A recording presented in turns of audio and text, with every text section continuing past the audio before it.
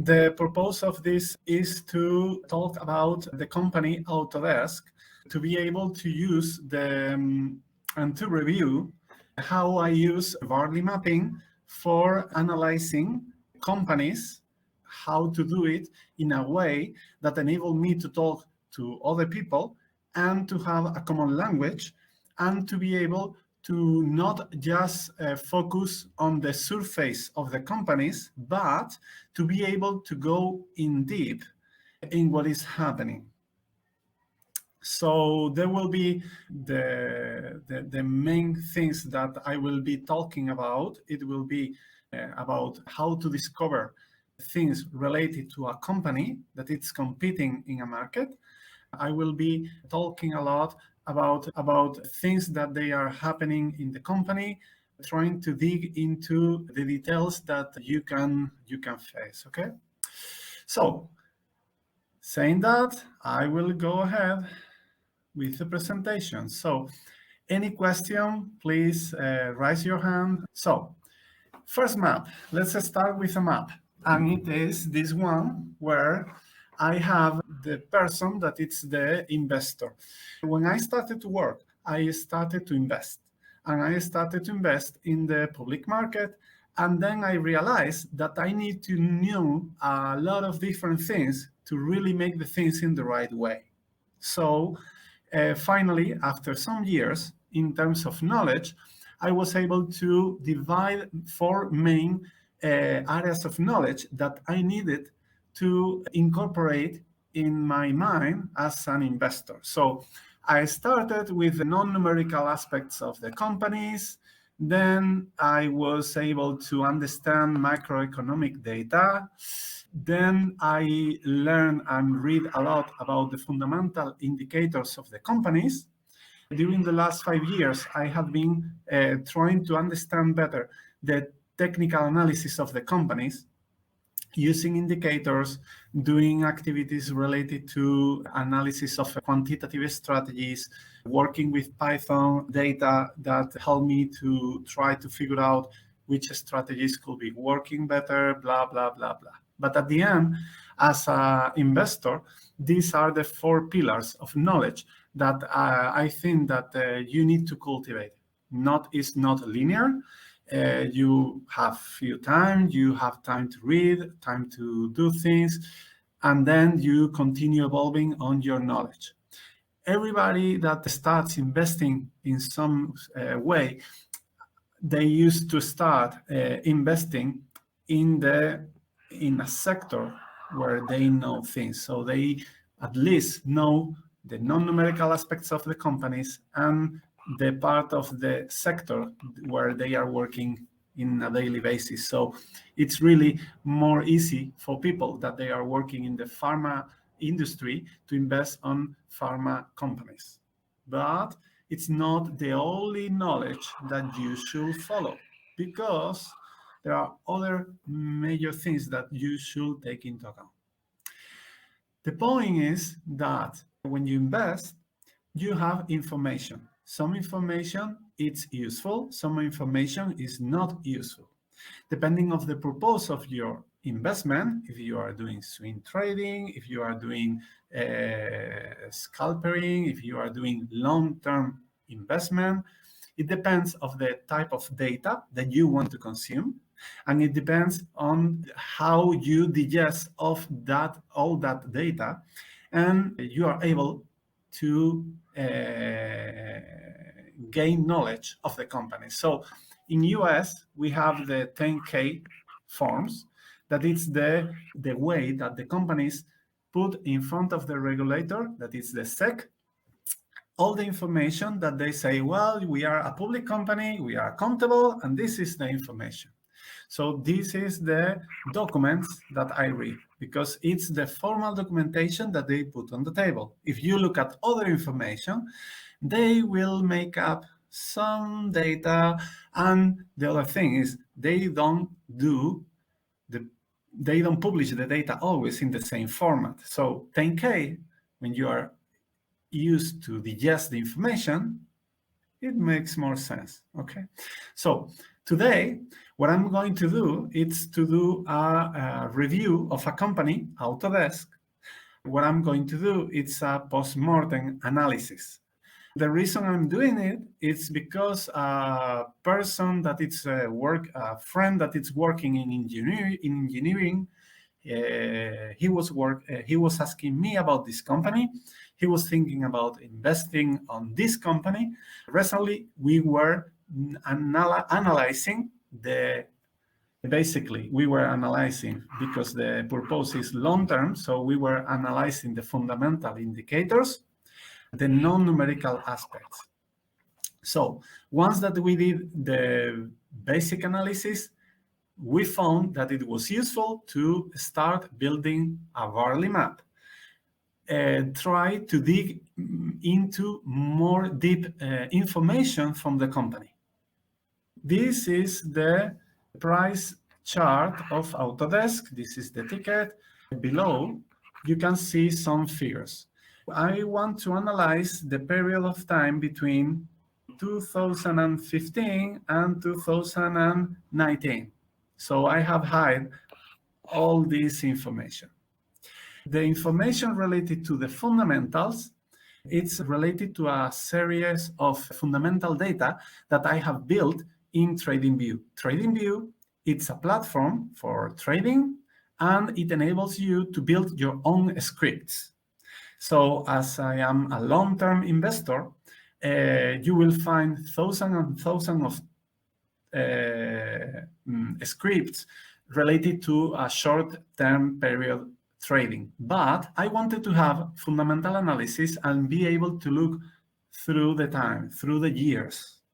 So I built for myself, and then I publish what you can see here. So if you are interested, you can go, take the code, use the code in TradingView, or take the code, download it, and build on your own Pine script, and change it, modify it, do whatever you want.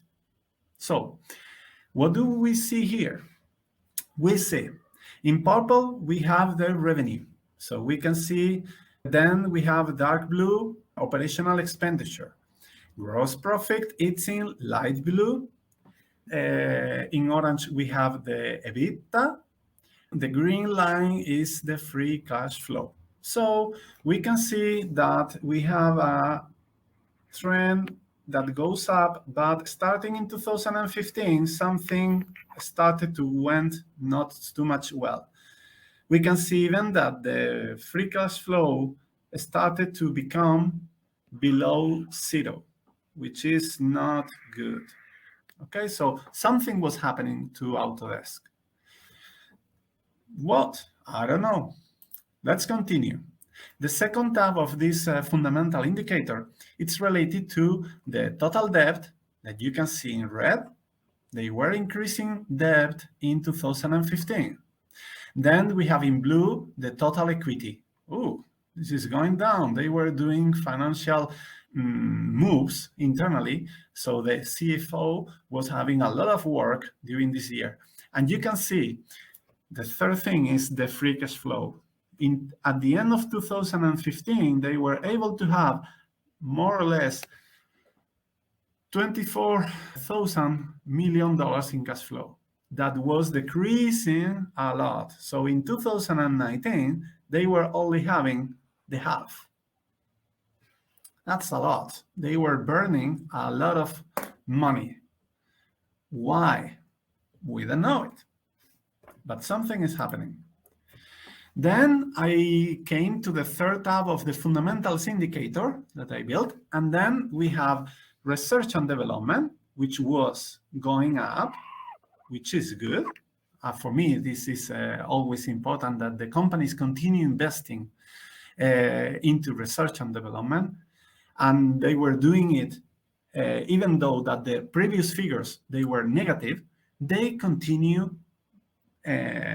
adding more money on research and development. So that's a good sign. Then we have the ROIC that was going down, the return of assets in dark green that was going down. So not good. Then I was looking into the return of equity. You can see here in the second half of 2018 that they did some recognition of something, and then the efficiency of the efficiency of the company to be able to generate profits were going not from negative, but from minus 2 points to minus 10 points, which is a lot. This is in terms of percentage. So minus 10, it's like so much bad. So something is happening here. So this was the first look I did to the company using these indicators. Then what I used to do to analyze the company is I go to the web page and I look to the formal forms.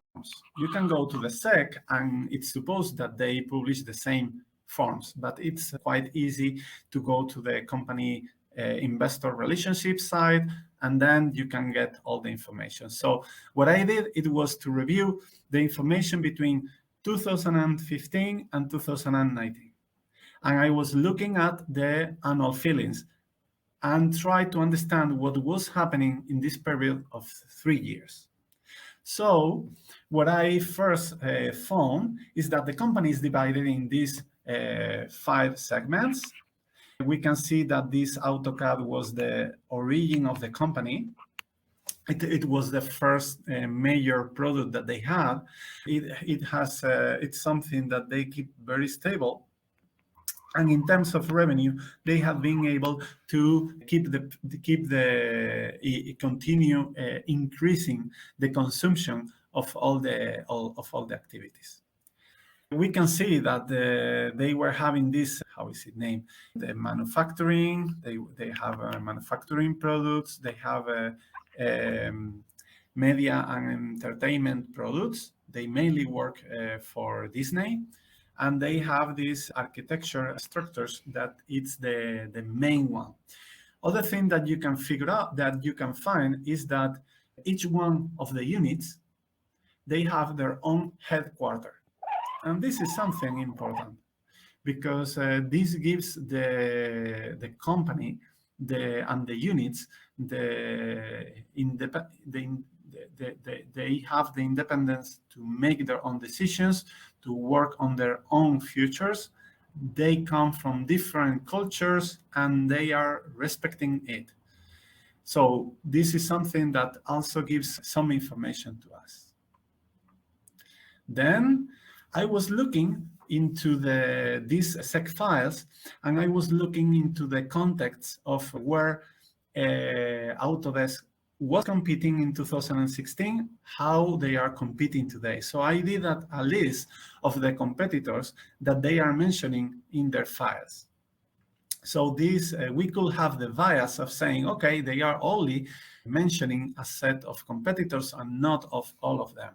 But I think they have a really complete list of competitors, and I'm used to read this type of files, and they are, I would say, very generous, commenting about what are the competitors they are looking for. So I have left some spaces. So for instance, this ANSI Incorporated, now it's blank because, well, it's not there anymore. It doesn't mean that ANSI it doesn't exist, but they are not considering that as a competitor anymore. So that's it. And we can see that they have 2 new competitors. What I have seen is that the major competitors are Dassault Systems, SolidWorks, Adobe, and Siemens PLM for manufacturing, PTC too. Okay, so these were the major ones. I don't know if we have any question. No questions, so I will continue. Then I was reviewing, okay, what are the major or the list of acquisitions that they have been doing? What are the activities that they have been trying to acquire? and what are the type of activities that they are trying to put their money in. So looking for the capital flows and trying also to understand in which area they are investing the most. Okay, so first of all, we can see in 2015, C Control, an Internet of the Things company, then Solid Angle. So this is for rendering software, CADSoft, it's designing for buildings. Then we have PlanGrid, construction productivity, so the business unit of AEC. It's the main one that is benefiting, it's taking the benefits of the acquisitions. Then we have, again, an online construction workforce, Bridget Bench. And then we have Innovize, that it's a smart water infrastructure modeling, which also benefit to the AEC business unit. So mainly all the acquisitions that they are doing are basically or for the horizontal activities that the Autodesk is doing or for AEC. Then I started to review some non-financial data on the 10K documents. And then my mind came into something that it was the one big problem. And it was the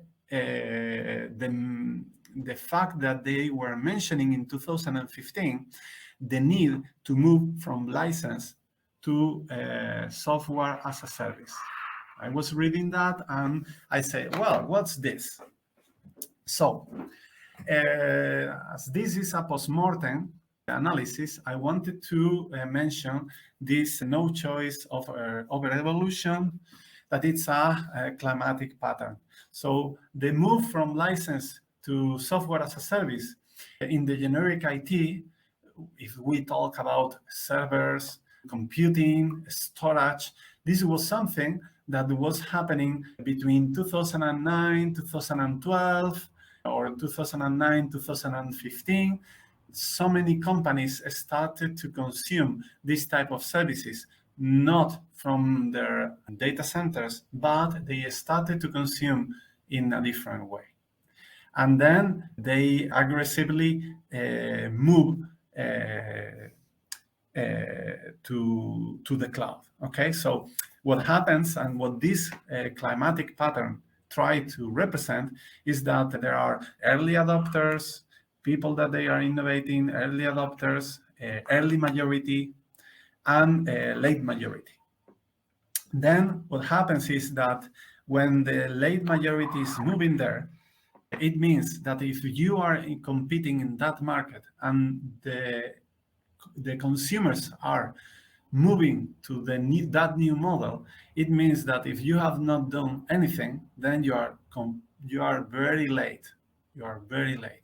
So what I was reading in the documents were that Autodesk was a little bit late. So if they were mentioning they were a little bit late, it means they were so much late. Okay, so important thing is what I have read is that they were in 2015 with a high pressure to make changes in the way that they were selling the products. Not only Autodesk, not only AutoCAD, but the whole pack of products that they were having in their product life. Then I was looking into information in the fiscal year 2006, fiscal year 16, they started to measure the number of subscriptions. So what happened was that year they changed the CEO. And the new CEO came with a complete, with a clear approach and with a clear way to go. And it was that, well, guys, we need to go to subscription model and change the whole way that we are selling our products from licenses to subscription. So this is our new direction, and I'm here to go for it. So they were adding different the number of subscriptions during 4 fiscal years. That this is the information that you can see in this table. So they have, you can see that the maintenance model, that it was composed by you buy a license and then you buy a maintenance contract that it covers whatever years. So they were going from 2,151,000 maintenance contracts, and they were decreasing that till 2019 to 796,000. And then the subscription model came from 427,000 to 3,533,000 subscriptions. So what they did, it was really radical. They changed the whole way to sell their products from one model to other, and they did it in 4 years. The amount of activities that they were handling at the end of the fiscal year 19, that it's 2020, they dramatically changed the way that they were doing that. I was reading the different details, and I was reading different things that they were happening. So I will go in detail about what were the main hurdles that they were having. So I started to do a map, the basic map. It was that, well, the Autodesk started in 1982 with AutoCAD. They were evolving the product. They continue having AutoCAD as a strong business unit. Then they started with this media and entertainment business unit. They have this one that it's one of the oldest one. And as we have seen before, this unit, the architecture, engineering, and construction, is the one that it's receiving the big amount of money that Autodesk is investing. So they are acquiring a lot of companies. My understanding is that in terms of research and development, they are putting a lot of capital over there. Then we have the manufacturing one. They were having the genetic engineering unit, which was closed in 2017. So they were working on a set of software products to visualize genetic results. They completely closed the unit to save money. So they were doing a bet here, and they were, well, we financially are not doing well. We need to focus. So the focus was architecture, engineering, and construction, AutoCAD. So that's in terms of the components or business units. But what I was reading, it was that they don't only change in these 4 years, they only don't change the way that they were selling the products, but they were adding a lot of offering to the users. So how Autodesk started and how they were offering all the activities. So the previous vision of the CIO was every customer get their own product, and the customers are able to get our nice products, our very competent products, and then they pay us the license. Then the new CIO came with the message that we need to change from maintenance model to subscription model. But in addition to that, we need to build a platform that enables the users to engage and that enable all the knowledge that we are offering to be able to grow and play and create our own ecosystem. So how they started. So they started with the workstation software, which was what they were doing. They were having all the the high level capability. It was, well, you have Autodesk products, you download it, you work with that, and that's it. The second is that they were offering service support. So that service support was handled by the Autodesk support that was composed by different type of service support. You could have priority support, that was people that they were directly helping to you. This was for major companies. Then you could have live support 24/7, or live support that was really something that you can have during the office days. Then you were also able to have the web case support, that was something that was available for all the users. In addition to that, they were saying, okay, this is what we have in 2015.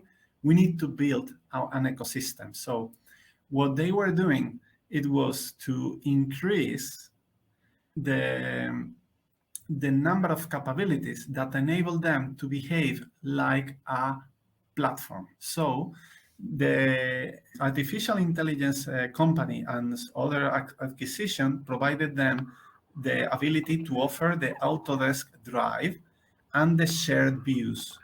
The shared views is a way where if you are using one of the Autodesk products, you will be able to share the view that you are building, let's say a 3D diagram that you are building with AutoCAD, and you want to share with a colleague that it's in another part of the world. So you can share that view, and the other person can access to that view. So if he is building a piece of something and need to know how you are building your own piece, then that shared view enables you to fit the two components in the right way. So that was happening thanks to the artificial intelligence company that they were acquiring.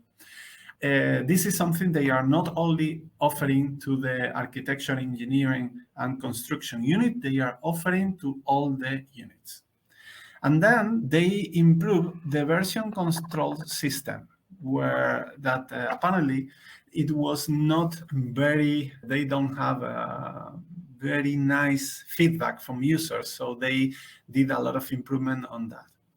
So from product life cycle management capabilities, they included these low level capabilities that enable them to have the users using the platform and to be able to increase the fidelity and the need of the users to continue working with the Autodesk product that they were using. So this was the way that they were doing that. The second point that they were increasing a lot, it was that the learning services. In terms of learning services, they were playing the game before with the use of third parties. So Autodesk was training people and companies, and these people were trainers that they were training the end users. Then, with the new direction that they were willing to take, they were saying, well, we were giving the training through third parties, but we would like to engage the people directly and to build our learning services.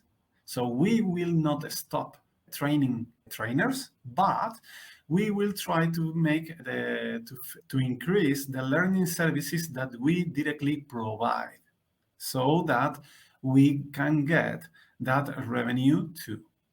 So they had in the past the certification programs, which actually, I think that in the reality they didn't change it. They completely changed the Autodesk Knowledge Network. They created the Autodesk Development Network membership. They started to create on-demand courses. They were creating a service that it was live coaching, that where you were having a contract with that possibility, you could request to schedule a meeting with someone who will give you professional support related to something of the help desk product that you are using. In terms of the service, they also added the Ask an Expert, the Autodesk Virtual Agent, which was something that was happening in the last 3 years, and that they were really trying to engage and remove third parties, so they were able to provide the service and to add more value to the original license, where they were only offering Autodesk product plus service support. So both things were in parallel. They were doing all these changes between 2016 and at the end of 2019, so 2020. So I don't know if anybody has any question. No questions, so I continue. So, okay, so they were building that platform. They were doing a lot of changes in the way that they were offering these products and giving value to the users. But here it comes, the more interesting change that really happens is that, well, who are the consumer? Well, the technical people that they use the Autodesk products, but we also have the finance and procurement customer, which is willing and is under pressure to save money for their own company. So finance and procurement, they were already very familiar to the use of a solution as a service subscription models in software, because they were working. I'm sure they were in the big companies and in any type of size of company, the finance and procurement people, they have been working to try to remove capex, to decrease the individual cost of the use of every single aspect of the company. And they perfectly know, because they probably have already done with servers, storage, memory, networks, etc., etc., etc. They have moved so many things to the cloud, or they have been engaged in activities of that. So in 2015, they already know how these savings look like. And they were looking for that not only in the low-level IT activities, but in the higher level. So when we look at the finance and procurement, they are looking to reduce capex, to reduce the cost, to understand the expenditure, that this is something very important for them, because, well, we have 350 AutoCAD licenses, but how many of them are we really using? Why is Autodesk pushing me to have 350 licenses per year when I'm really only using 200 the whole year and 100 only 6 months? And then I have another 50 licenses that they are used less than 3 months, because we are covering peaks of workload, and then we need that. But Autodesk is making me to consume a lot of 350 licenses when I in reality don't need that much. Okay, so procure, they need to engage in the way to purchase the license, the product, the subscription, wherever. So what did Autodesk did in this from this point? And this goes to the previous slide where I was mentioning the number of subscriptions and how they were handling. So what they did, it was, well, we have a license model. You come here, you pay a license, we give you a maintenance support for free because you are paying the license for 1 year, and then the second year you have to pay the maintenance. And we are offering different subscription options: education, standard, premium, and enterprise. As we have a lot of people around the world, but we cannot cover all the corners of the world, we have reselling programs, and we have a lot of companies that they work reselling our licenses. We give them the ability to sell these licenses with a set of rules that it was built. Okay, so this is where they come from. What they have done is to say, well, what we are going to do is to change one license per one subscription. And it was like, what? Yes. So the first people that they were having a lot of fear, oh, we are going to lose our jobs. We are reselling licenses, and the licenses are not going to live anymore. So the message given by Autodesk was, there's no problem. We want and we value a lot all the resellers we have across the world, because you guys are the people that are selling our products where we don't reach. And you know the markets and the customers better than us. So we are not going to deteriorate or change the reselling programs. So this was a key important message for all the companies reselling licenses. The second thing that they did, it was, we are going to keep this basic schema. 4 subscription options. We have 4, now we have 4. What they did was different programs where they were saying, well, guys, you can go from this license to subscription. So they were changing. They were letting the customers to move by themselves from licenses to subscriptions. So they created plans to deprecate the license use, and then they moved directly to subscriptions. And then they were they also created action plans to move directly customers from license to subscription. So the license has a number, and that number was turned into a subscription number. So major customers, they were saying, well, we want to continue with you because we have a lot of activities with you, but please do this in an easy way. So Autodesk say, no problem, don't worry. At the end of this year, you are using licenses, but next year you will be using subscription model. And then when you look at the subscription model, then you can adapt to that way of consuming. So companies started to change. Again, I come back here. This is the result.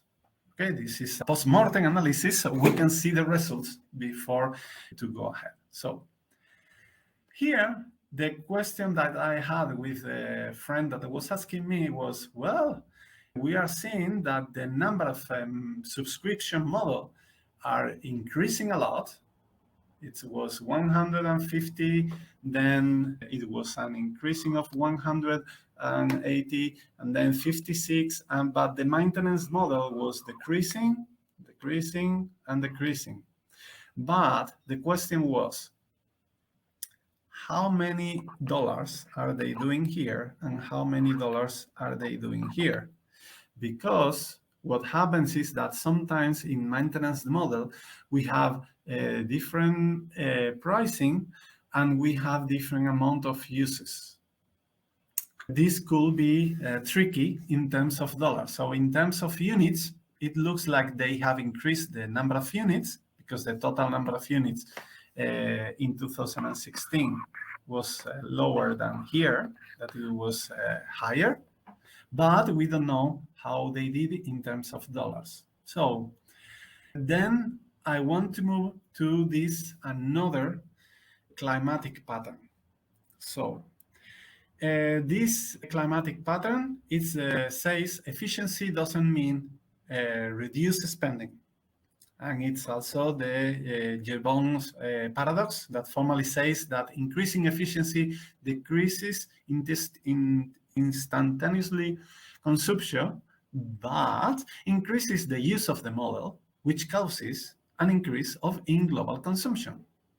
So, what happens in Autodesk? They move from one inefficient model that was licenses to a more efficient model that was the subscriptions.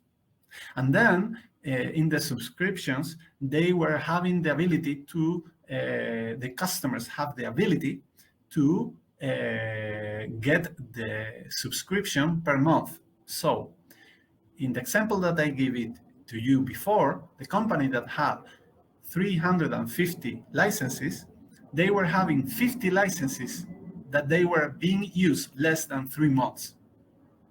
So finance could say, well, if now I am in subscription model and I have 50 people that they only use 3 months per year your products, I'm going to procure only in the standard way, but only per 3 months, making some savings. So Autodesk was taking the risk to say, yes, I want to offer that in that way, even though that I know that I am losing some money, but I am trying to offer a more efficient way to engage because I believe in Jevons paradox.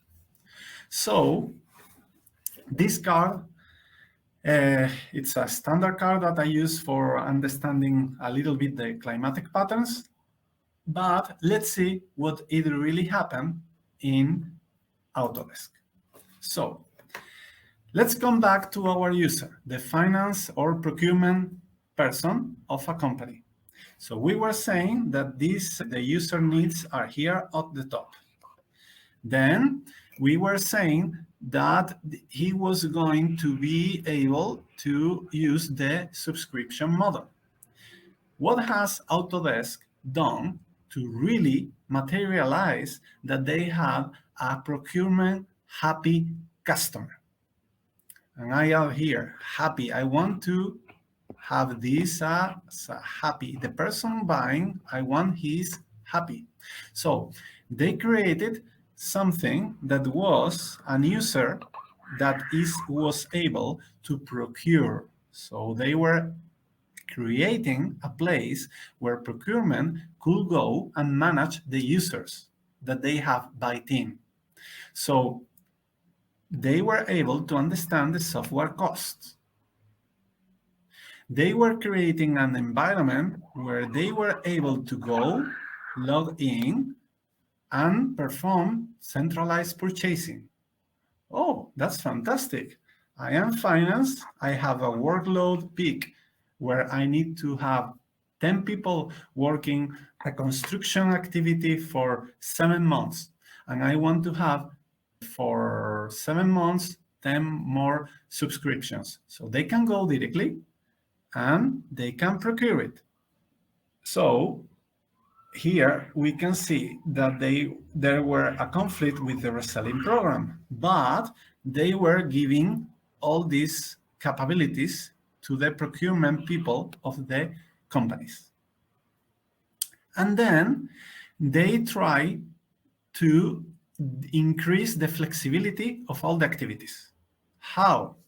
They created the flex daily rates and tokens, which was as a way to enable people to work by days or to work by weeks.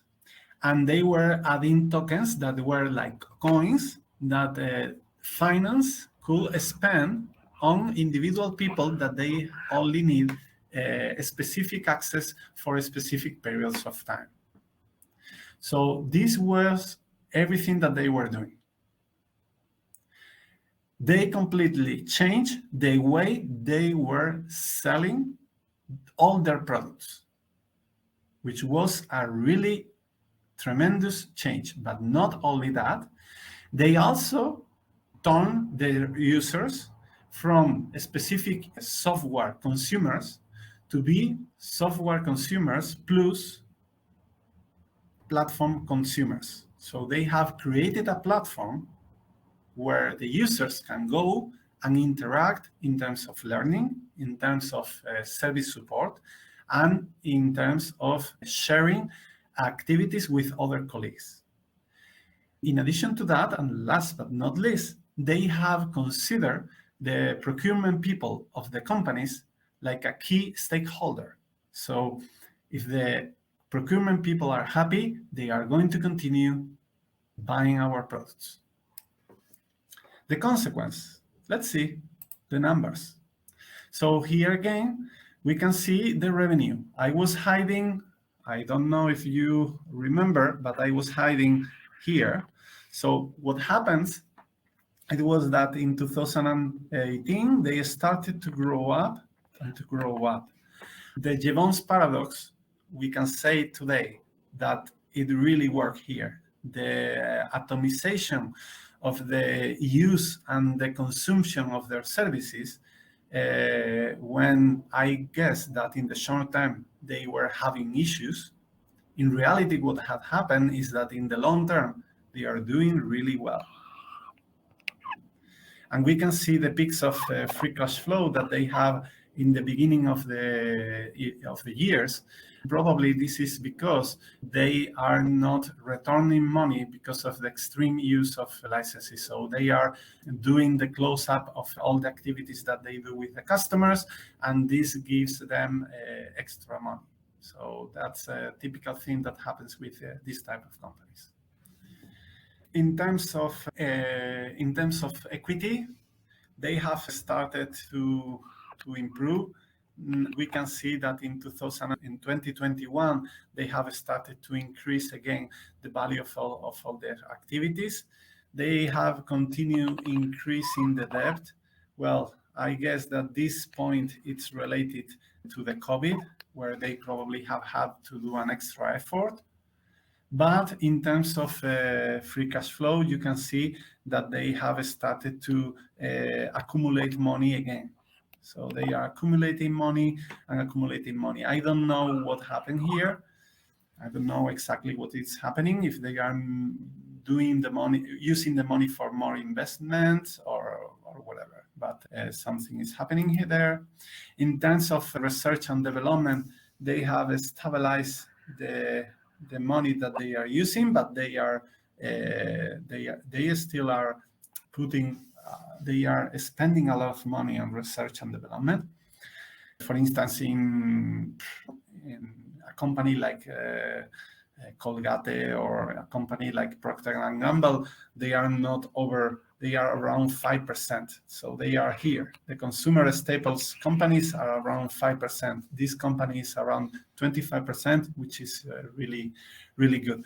And in terms of ROIC, they are coming back to 20%. I have this line at this orange line at 20% because it's the threshold that I think that it's a healthy threshold in terms of what the company is really doing. In terms of return of assets, they again are doing, they have come back to over 20%, which is, I think it's really, really, really, it's an impressive comeback in 3 years. So that's it.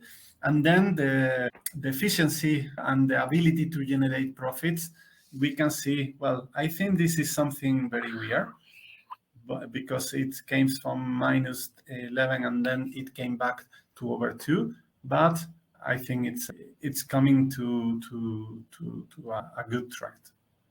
So that's it. Sorry, I was consuming almost the whole hour talking. I'm sorry for that. Well, the summary, I don't know if there is any question, but the summary is Wardley Mapping can help you to analyze companies, can help you to look into the companies in the same way. And when you want to go deeper and deeper with the analysis of the companies, concepts as climatic patterns can help you a lot. Concepts as gameplays, it's absolutely useful to really understand and identify what they really are willing to do. Concepts as doctrines, it's a little bit more complicated, but it's something that it's also useful. Hello, Christoph.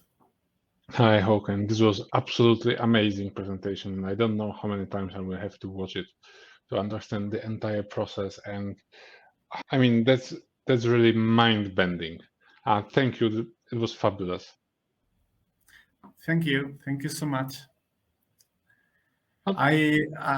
This is another, I will say, probably it's a weird use of Wardley Mapping, but I have done with different companies.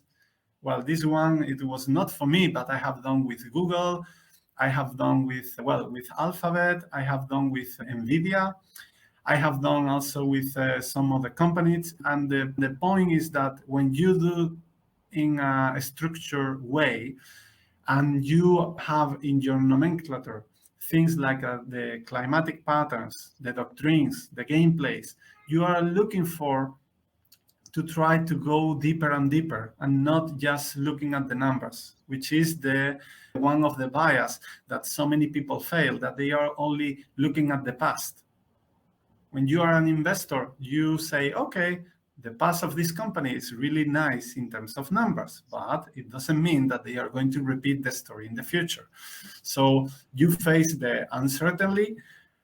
Well, you want to understand that the people managing that organization, they really are doing well and they really have the right behavior. Mm-hmm. Thank you. Any questions? Perhaps we have time just for one, if there is any.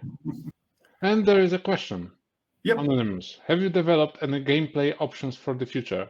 How could you help Autodesk avoid long-term commoditization? Okay. The first question, have you developed any gameplay options for the future? The answer, I think it's actually one question is about what should Autodesk do to thrive in the future and avoid traps. Okay, what I have learned is that they, and here is the point. I did this map and I did this analysis without knowing anything from Autodesk. So I was just looking into the public information and I published that and I received feedback from a couple of people of Autodesk. And they were, well, one of the feedback was like, oh, I didn't know that all that happened and I was there. That was number one. So I probably, the person was like trying to get the things done, but he was not looking at the big picture, sorry. The second one told me, yes, that was a big nightmare and I was in. And he was looking for that. So I don't know how they play. I know how they have played the game, but I don't know how they will play the game. But if they play the game in the same way that they had been doing, what they will do is, for instance, they will not be first movers.